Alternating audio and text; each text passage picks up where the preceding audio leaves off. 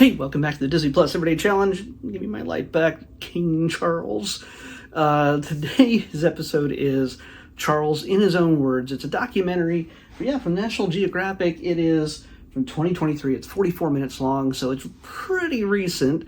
The Queen, his mother, had passed away. She had been Queen for a good chunk of the 20th century and beyond. So he's the first change of leadership in a sense, or in the monarchy anyway. I don't know how everything works in the UK. I barely know how things work in the US. But hey, the UK has had this monarchy for centuries, and Prince Charles, is the first of that lineage to literally grow up on television in front of the media. He was born in the, 1940s, something like that. And he was kind of the first king baby that was literally seen days or weeks after he was born by cameras. Yeah. She didn't start out her, she did to a certain degree. She was pretty visible for a while, but beyond all that, I like I said, I don't know everything about the UK monarchy, and I certainly don't know much about Charles beyond the obvious things that most Americans know, is that he married Princess Diana at some point in the early 80s. That's most Americans' connection with royalty, unless you watch The Crown or something. But whether you love him or hate him or am completely indifferent to him, as I am, because I honestly, like I said, maybe I didn't say this, but I now know more about Charles because of this documentary than I ever did before. It's not his fault, and I guess it's mine, but it doesn't have, as I can tell, much impact on my life to know these things. He grew up in front of a camera, face to face with the media. You get to see his struggles within family, with lovers and potential lovers, and what the kind of women that he is supposed to marry, as compared to some of the women he kind of pursued him. And but it's mostly about him and the media, and how they portrayed him, how he's portrayed himself, how he's chosen to portray himself in front of cameras, even many ways challenging how people perceived him, usually against the advice of those in power, his handlers in a sense. And this is by far not a full picture of the man.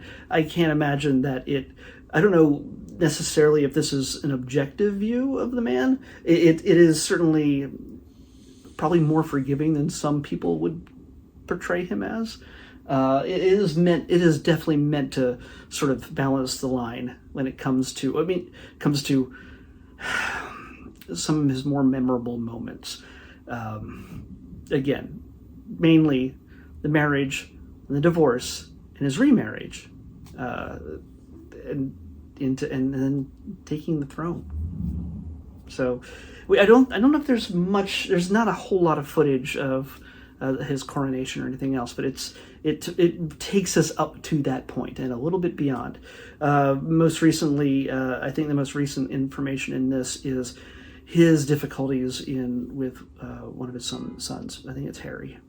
Yeah, the one with Meghan, the one to live in America. So yeah, it's sort of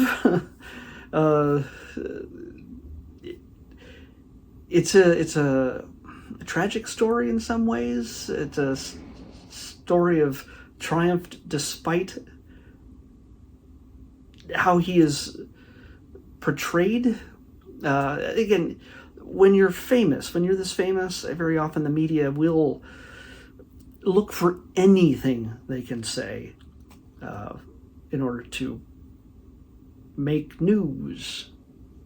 And if he's not meant to be involved in government or anything else, And those stories, when he was, one of the scandals is when we used to write to members of parliament and things like that, sort of insert himself into certain causes.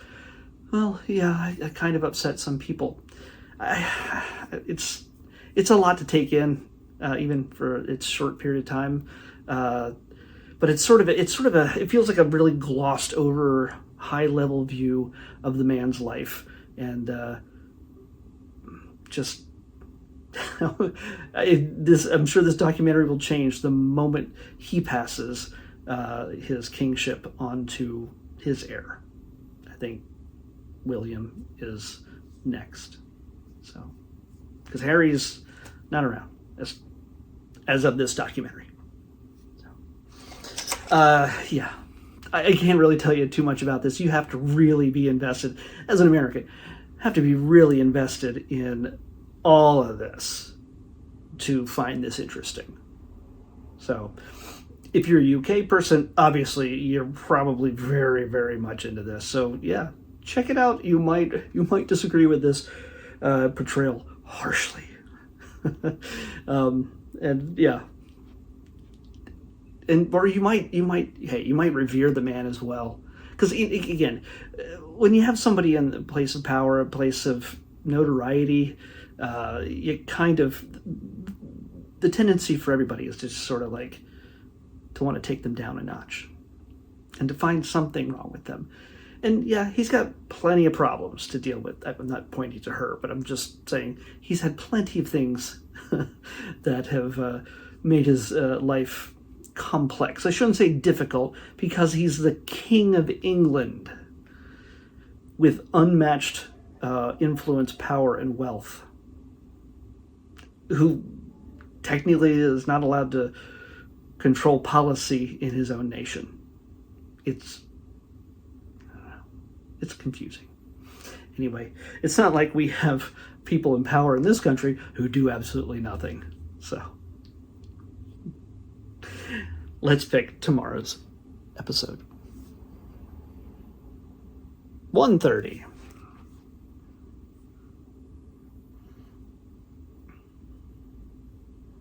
Whoa, just passed it.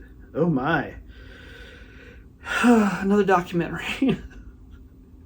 This one, I can't say doesn't involve sharks or mummies. It involves mummies. And it feels like we've watched this, and I feel it's a very good chance that it's a lot of recycled footage. It's more than likely a National Geographic. But we're going to look at King Tut in color, the most famous pharaoh in history. Well, to us in the modern day anyway. Back then, yeah, it's a whole different situation. But whereas we're going to learn more about King Tut in color on the next Disney Plus Everyday Challenge. I'll see you back here tomorrow with that.